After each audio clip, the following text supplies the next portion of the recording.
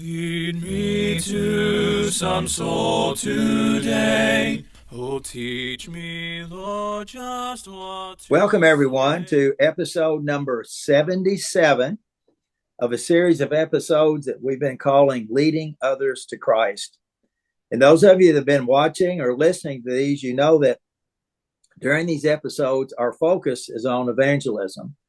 And we have many goals in doing this, but one of them is really to try to stir us up, to love and good works, as the Hebrew writer said, that we do when we come together in our assembly, but to try to stir each other up to love and good works in the area of reaching out to family and friends and neighbors with the gospel of Christ.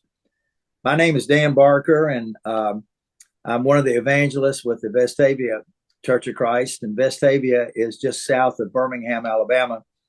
We just moved here. We've been here 4 months, and everything's going very well. We're very excited. But the whole idea, Matt and I have called this our COVID project that we started back when all the COVID nonsense hit, and we wanted to come up with something where we could identify the people around the country that are involved in evangelism and interview them and find out how they're doing, what they're doing, and learn new methods. And we're still teaching the gospel. And I might apologize to everyone. I'm struggling with some bronchitis, and I'm struggling to not cough, and I need to not talk very much. I need to hurry up and get Jacob on here. But that's what we're trying to do with this is to find the others that are out there that are passionate about evangelism the way we are. And we've always quoted the passage in 2 Timothy 2:2, where Paul's talking to Timothy there. And he says, the things you've heard from me among many witnesses, commit these to faithful men, obviously, and women, who will be able to teach others also. And then later in the chapter, he talked to Timothy about being useful for the master. And that's what we want to do. We want to be useful for the master. And so those of you that have been listening to these, you know what the background is, and the format has been pretty similar. And but what's exciting is that every individual that we interview, they're different, and their experiences are different. Their backgrounds are different. And that's what's so fun. That's what's so much fun about it. And we have learned a lot. And but we're excited today to have with us Jacob Hudgins from College Station, Texas. And welcome, Jacob. Thank you, Dan. Really excited to be here. Love the show. I've listened to several of them, and like you said, I love the fact that there are so many different perspectives and things you learn from others. It's just really been a blessing to me. So happy to be on with you. Well, that's great. I appreciate that encouragement. You know, it's I've always you've heard me say before I obeyed the gospel when I was 21. I grew up in a denomination, and I know what it's like to be on the other side, if you will, and to come to the knowledge of the truth. And thankfully, I had people that cared enough about me that took the time, and it took me a long time. I fought it. I just said, this can't be right. But there were people that loved me and were patient with me and helped me come to the knowledge of the truth. And I can't thank them enough. And several of them have passed away. But there's so many of our people. There are people in our world that are in our neighborhoods and everything that need to learn the things and hear the things that we know. And too many times we're just keeping it to ourselves. And I'm not being critical. Maybe I am. I'm just talking about what's real, right? It's a reality. And if you get out there and talk to several, you can see the same frustration that others are having and that type thing. So anyway, Jacob, you've listened to some of the episodes. We always start out with what I call the elevator pitch or the short bio. Tell everybody, I'm sorry, tell everybody about Jacob, where you were born and how old you were when you obeyed the gospel. Kind of bring us up to speed. Sure. I'm a native Texan. I was born in Central Texas. I was born in the Dallas area and lived most of my formative years in Central Texas in a small town. Went to Texas A&M, met my wife at A&M, and then began preaching in East Texas, then in the Dallas area. Then we were in Little Rock, Arkansas for about 5 years, and now we're back in College Station in Aggie Land, where we went to school. So that's my story. I grew up attending church. My parents are divorced, and so I was from about 9 on. I was raised by my mom, and then later on my stepdad. And so I was 12 years old. I have two older brothers, and they were both sort of baptized. We were baptized in age order, and then I had some questions later on about my baptism. And I ended up being baptized again about the age of 28, just to.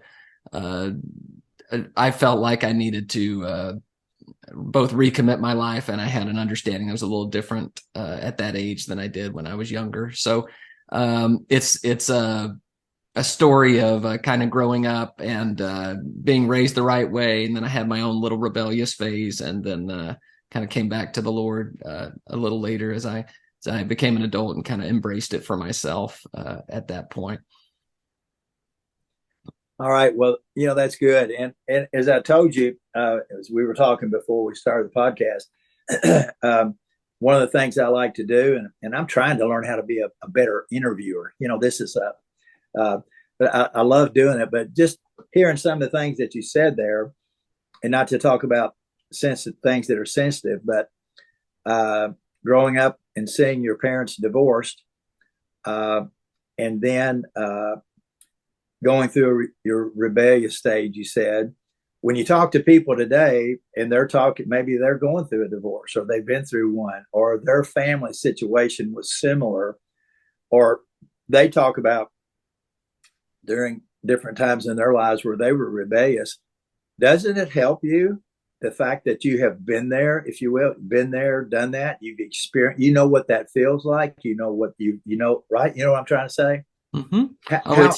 How has that helped you? It's been a huge blessing for me. Now I wouldn't have called it that at the time. Exactly. But, it's one of those things, that you see the Lord redeeming and making into something beautiful, because if that experience and the pain of what we went through can help other people, then it becomes a blessing to them. But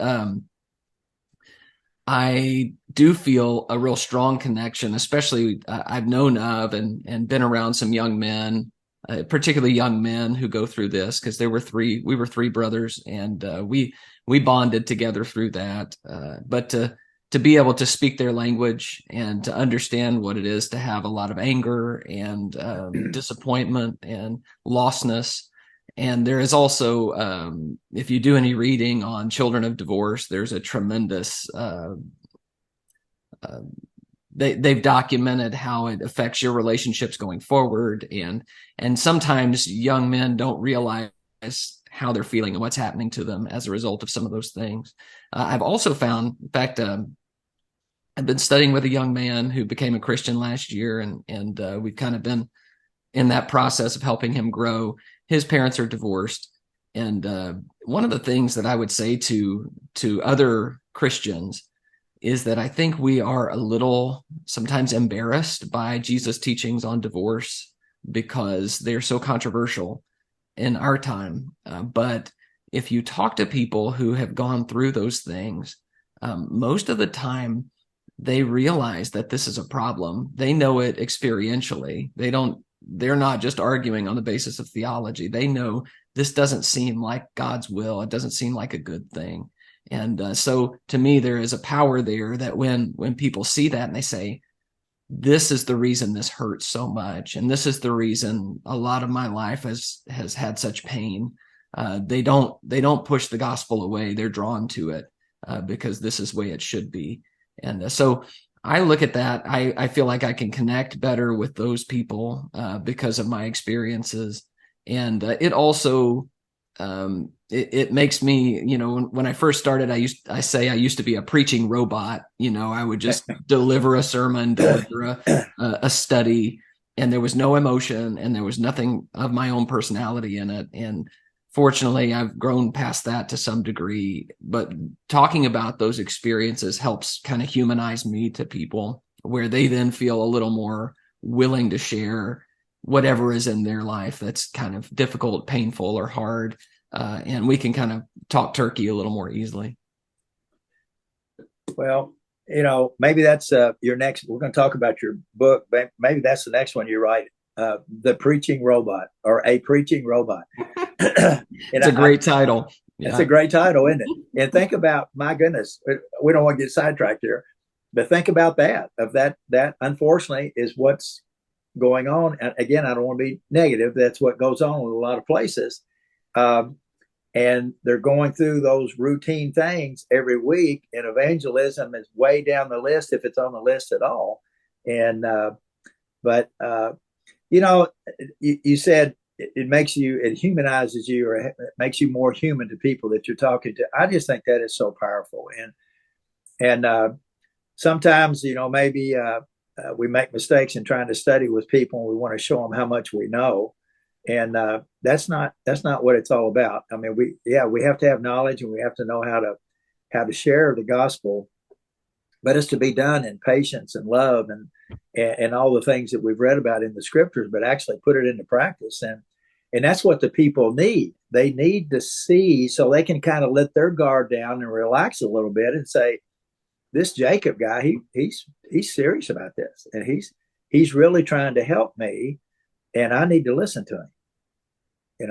Yeah, I think some of that too is we want to listen to their stories too, and know a little bit about them, because they are, sometimes I think we listen in evangelistic opportunities. We listen with an ear toward hearing some problem or some doctrinal issue to correct, but it's the same as what Jesus did, where Jesus seems to see people where they are and talk to them and view them as important just where they are, instead of just being a robot and saying, you need to obey this and you need to do this.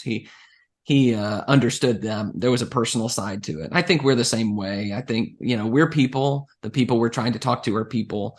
And we're just people who believe that the Bible reveals God's will for our lives. And because of that, it's changed us, and it can change you. But I think if we don't show and talk a little bit about how that change is looked in ourselves, it may be a struggle for them to relate to us. And they'll just feel like they've been given a robot lesson. So, yeah. I think, and there's other examples, but think about, and we're not given everything that Paul taught and all the things that he taught, but just imagine some of the stories that he was telling about the way he used to be, right? And the way he used to look at Christ, and the way he persecuted Christians, and even calling himself the chiefest of sinners. And now here he is trying to say, no, I was wrong. Jesus really is the Christ. But just the emotions that would have been involved in his teaching would have been, I think, profound if we'd been able to be there and listen to him. And to be able to relate to him. Let's. I always try to remember this, but we mentioned your wife earlier. But what's your wife's name? Her name is Sarah. Sarah. Mm-hmm. Does Sarah help you in your work? Oh yeah. Well, let's give Sarah a shout out here of how she helps you. So Sarah does. Well, for one, I'll just say Sarah is the first filter on everything I preach. And so the churches I've worked with, they don't even want to know all the things that have gotten stopped by the filter, because there's a lot of things. She will look at me sometimes, and I think everybody needs someone in their life like this who will look at you and say, that's not it. I don't think that means what you think it means. It doesn't sound right. You need to drop that. So she is that for me, but in the work, especially in the teaching work, I always joke that people like me better when she's with me. And it's partly a joke, but it's the reality. I know the way I come across, and I know how I see how people respond to me. And there is something that she brings that I don't have. There's a grace there, and a value in terms of people being comfortable. And especially that's true when I'm talking either to a couple or to a woman, having my wife with me and having her do that work. And when we're talking about new people, assimilating people and helping them feel welcome, I'm not as good at that as she is. And so we do that work together, and she helps me.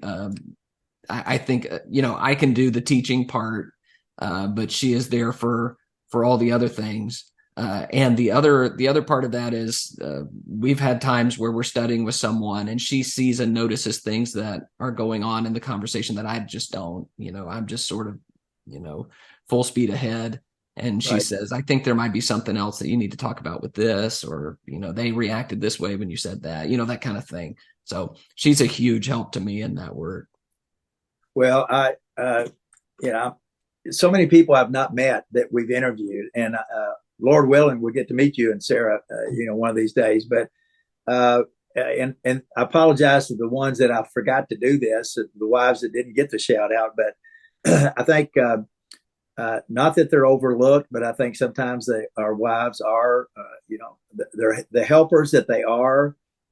We forget sometimes just how valuable they are.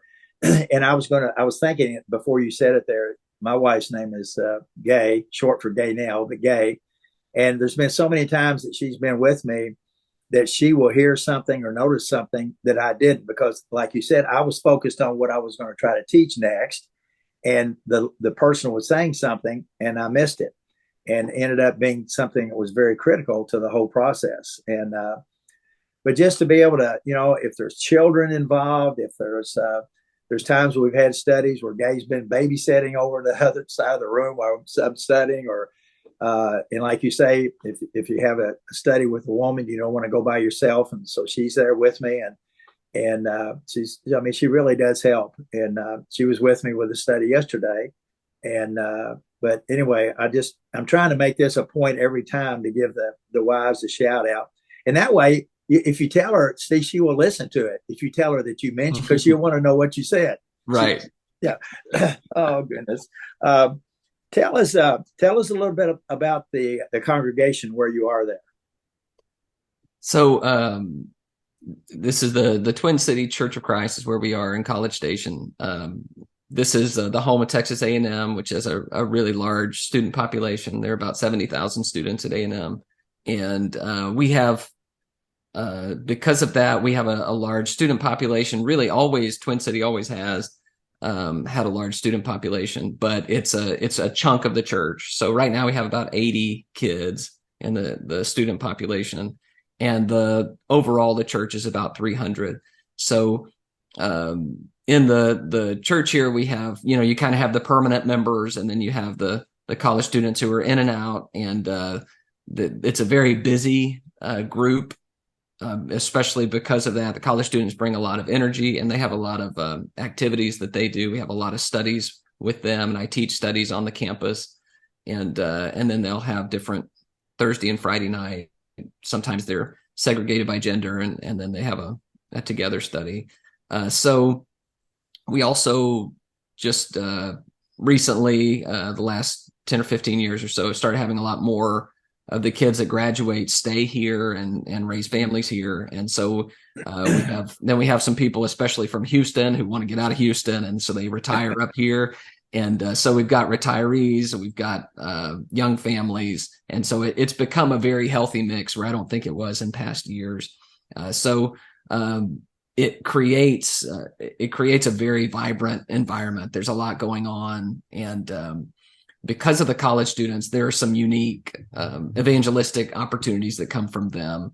Yes. Because they're going through their own transition from home life to their own adulthood and maturing in their own faith. And so they have a lot of questions. They're usually the same questions.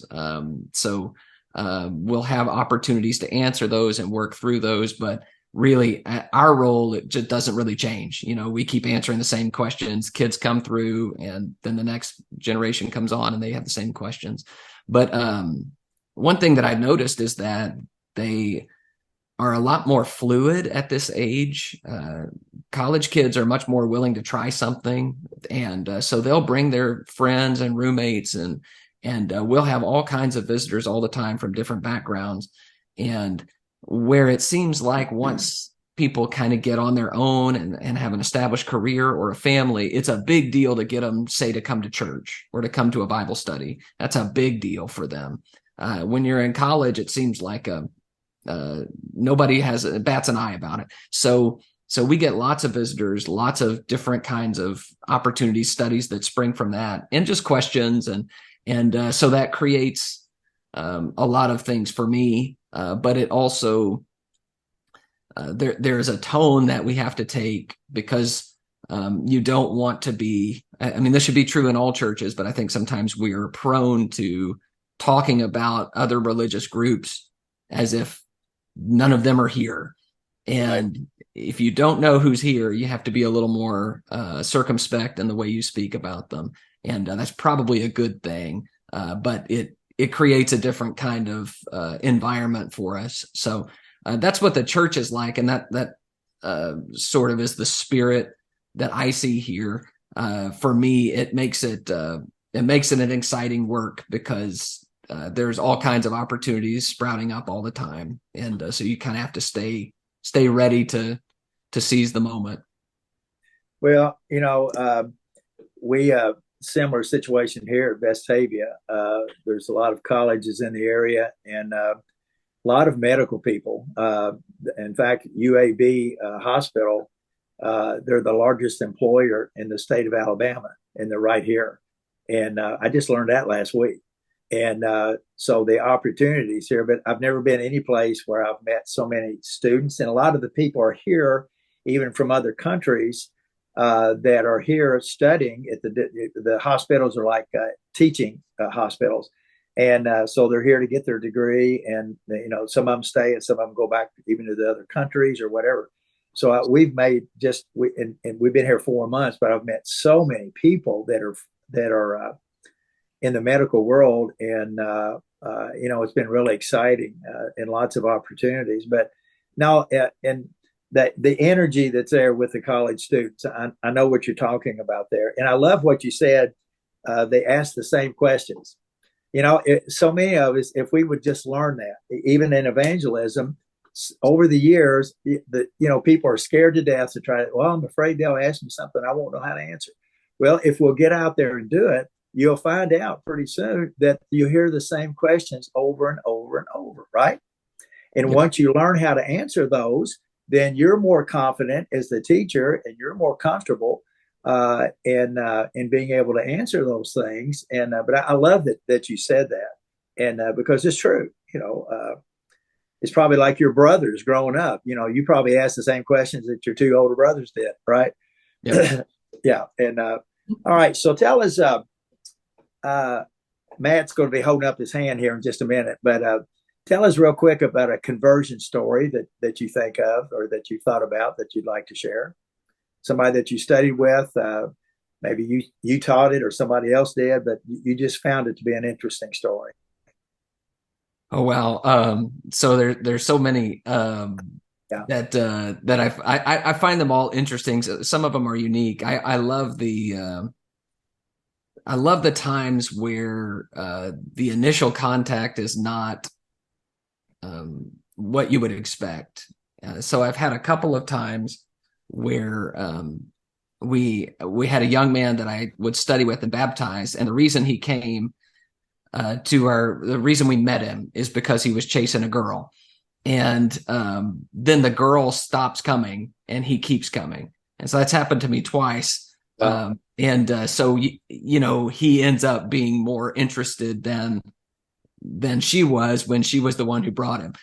So that's happened. But we've had a young man who I mentioned earlier, whose parents are divorced and was raised in kind of I would call it religious but not devout type home, Catholic, and then his parents divorced, and so kind of religiously aimless, and just so happened that as they visited around, he and this girl, that he came to our services, and I reached out to him, and he told me I was the only one of all the churches he went to where anybody reached out to him and asked to study with him.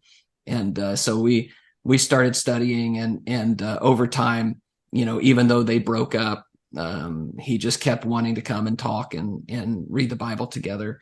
And so we started just by reading through, it's been a little while. I want to say Luke, and learning about Jesus. We went through Acts, and he kept wondering whether he needed to be baptized, ended up being baptized.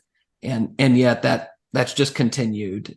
He continues to study, and we meet pretty much weekly. And some of it is we're learning character stuff, and sometimes we'll just go through a passage. A lot of times now he'll just have questions of all these things. He'll just spend the whole hour and a half asking me questions.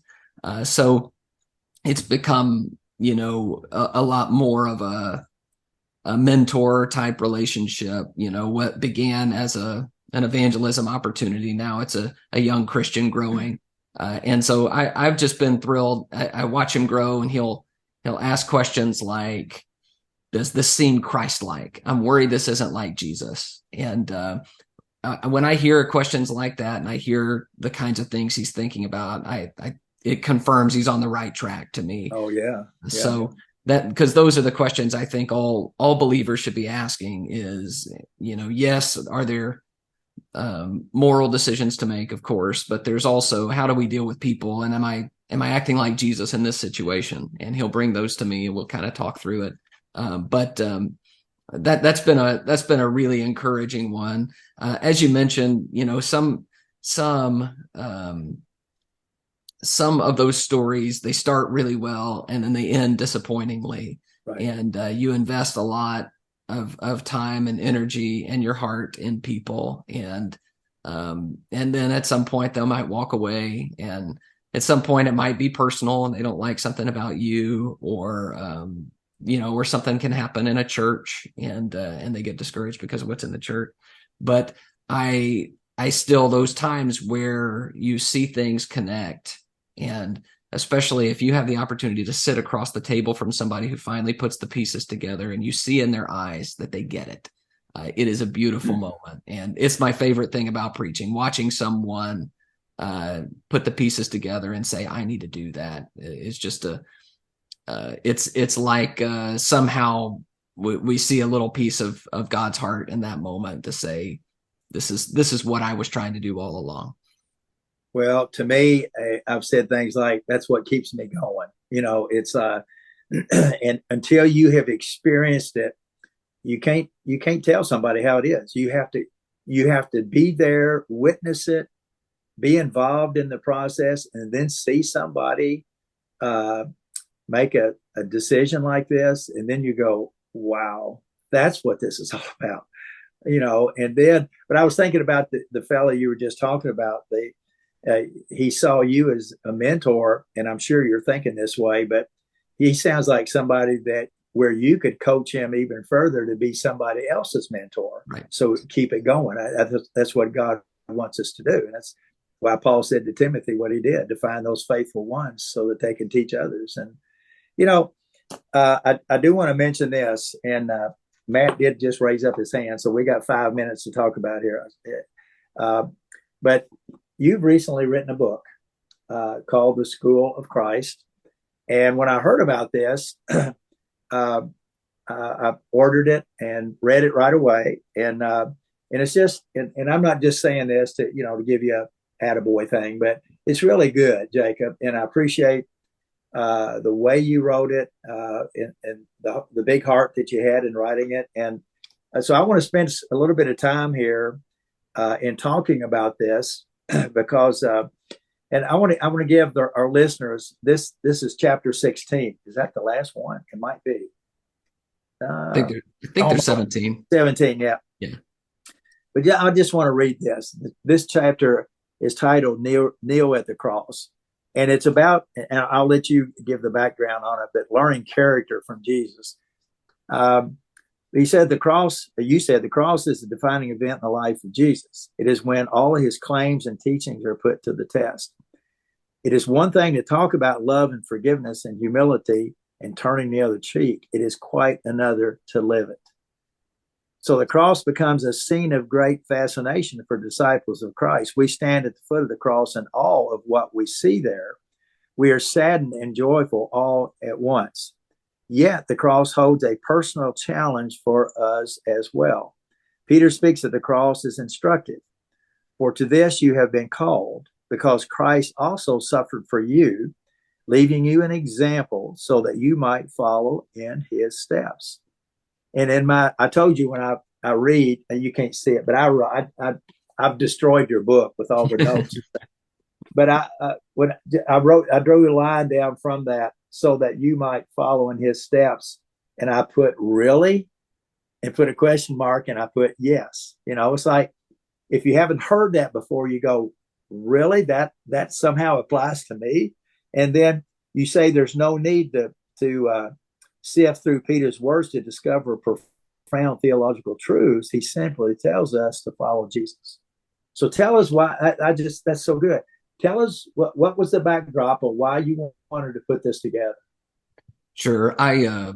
The first work I did is a small church in East Texas, and we had just, for some reason, a number of young men who found their way to us, or we found our way to them. We did some work in the prison, the county jail in Canton, and I had a series of young men. A lot of them had drug issues, and they were baptized, and we talked. We studied together, and then one after another, it was usually within about a month, they just dropped off the face of the earth. And so I kind of had a little crisis, preaching crisis. I started wondering, am I doing something wrong? Is there something wrong with my message? Is something that I need to tweak, because this isn't the way the gospel looks in the New Testament.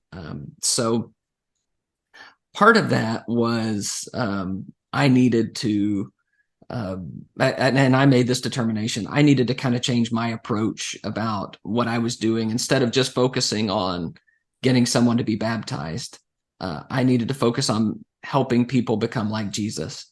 And that's really what discipleship is intended to be. When Jesus says, go make disciples, he says, baptize them and teach them to observe all that I've commanded you.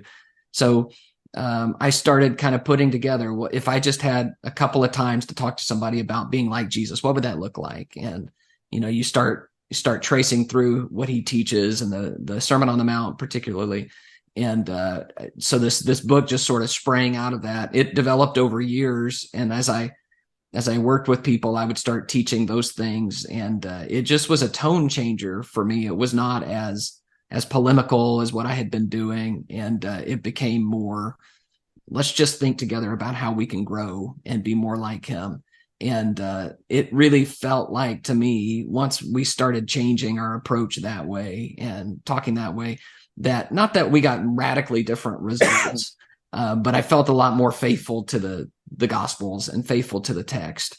And so I thought, as time went by, I thought, this is not just something for new believers. Like, we all need this, and none of us, graduates where we don't need to be humble anymore, or we don't need to be, love like Jesus loved, or you talk about suffering at the cross and that kind of thing. So I decided to publish it and see if it would be beneficial to other Christians too, whether that's as a new Christian workbook or as a old Christian workbook, just wherever it fits. So that's where it came from. Well, I really commend it, and I'll put it up here again. And I want to encourage the ones that are listening to. I think I got it from Amazon, but anyway, just to get it, and it's a short read.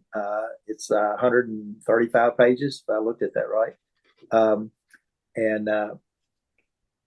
But it has some really good, thought-provoking statements, and 137 pages. But so I just highly recommend it. And again, it helps. Like I said earlier, I didn't grow up in the church. And you talked about struggling there, in your early Christian life. And sometimes we're not honest enough with ourselves about the struggles that we had personally, and how trying that can be. And if we can remember that, and remember that we repented of that, and thankfully, because of God's grace, He forgave us. But other people are going through those same type things. It's like we were talking about the divorce situation and families. But it's this whole growing process. It's not easy, and Jesus said it was going to be hard in Sermon on the Mount, and look how challenging it is to be a disciple of Christ. He even talked about that. But But I think too that I remember one time studying with a lady and her daughter. Her daughter was probably, the mother was probably in her 70s, maybe even a little older. And she was a greeter at Walmart. I just remember that. And her daughter had never obeyed the gospel. She was like in her 30s or I forget. And we were studying, and her daughter ended up obeying the gospel. But there were some things that we were teaching her. And at one time, I told the mother, I said, well, I want you to be involved in the study. It'll help her feel more comfortable, and you can help me with it. And there was actually one time in the study, Jacob, where the mother said to me, she interrupted me and she said, I want to ask you a question. Why didn't somebody teach me this before I became a Christian? Or why didn't somebody teach me this when I was a young Christian? And I'd never had anybody ask me that before. And I said, well, I don't know. I wasn't there 50 years ago or whatever it was, But isn't that fascinating? So that triggered what you said there, is that others, some of our older brothers and sisters need to read this just to remind us of, you know what? I might have some character flaws that I haven't taken care of yet. And Right.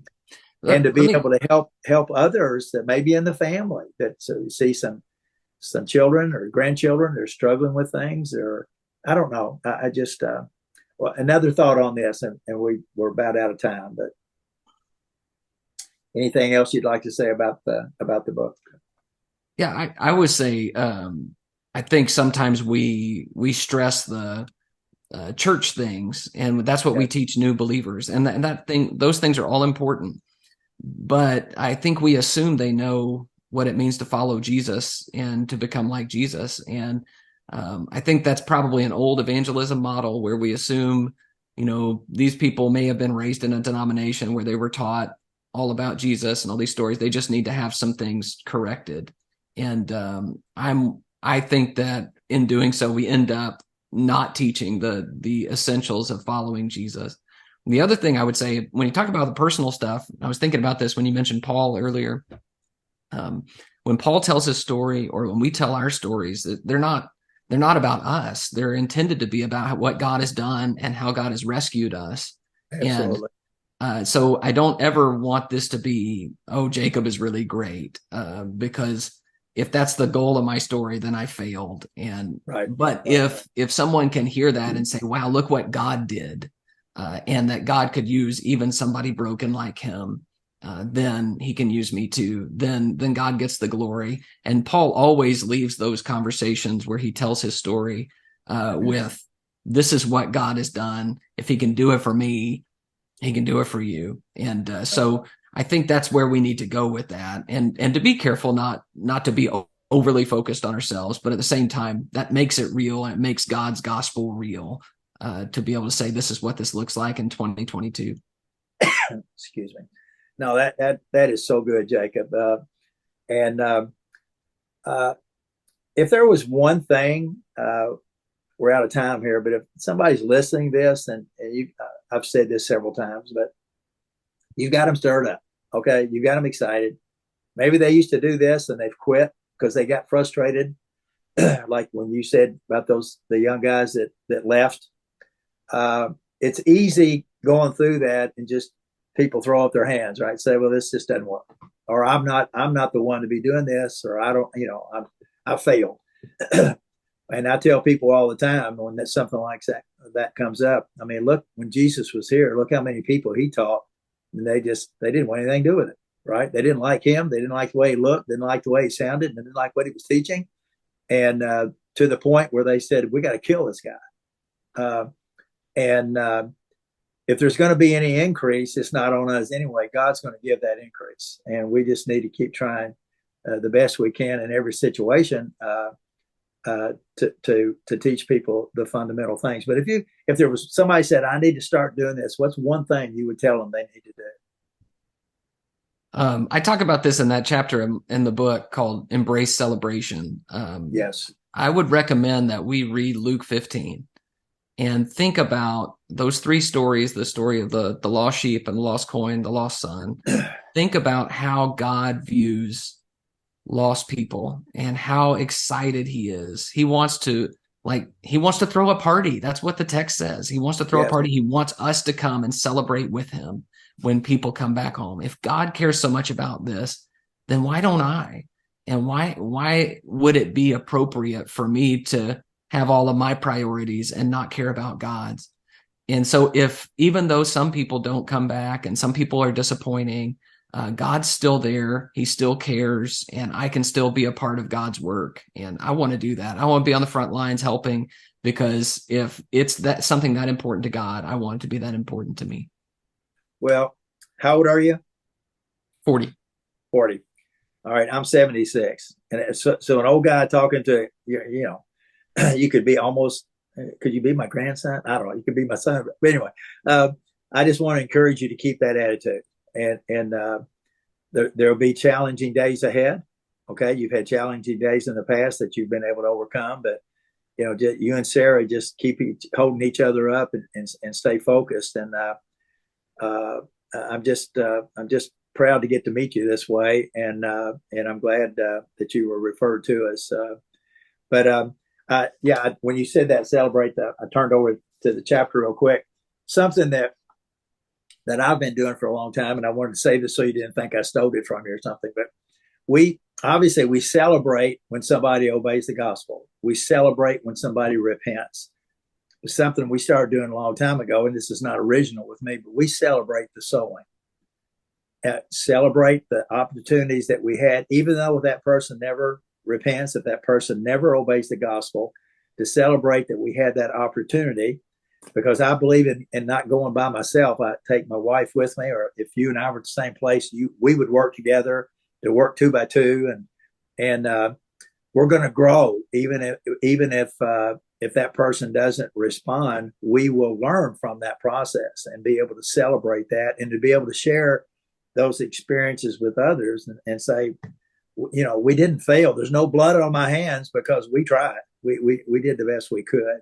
And but anyway, I wanted to share that we celebrate the coming back, or the being born again, but celebrate the sowing as well. But all right, the other thing about that, I know you're trying to wrap up, but the other thing is, sometimes it's not that someone is hard-hearted; it's that the time is not right. If you read that prodigal son story, he needed to come to himself. If you had talked to him when he was still in the far country and wasting all the money, he wouldn't have been ready.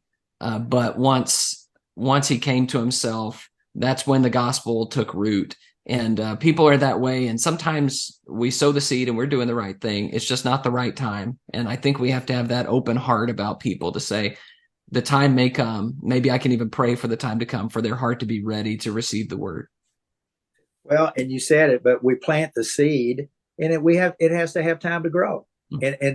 And some plants are going to come up quicker than others, but there's others that take a while, like you say, and we need to be patient with that process too. And somebody will come back to us, where we thought we failed, and you go, wow, I didn't know that was going to happen. But if God's involved, and incredible things will happen. Listen, brother, thank you so much.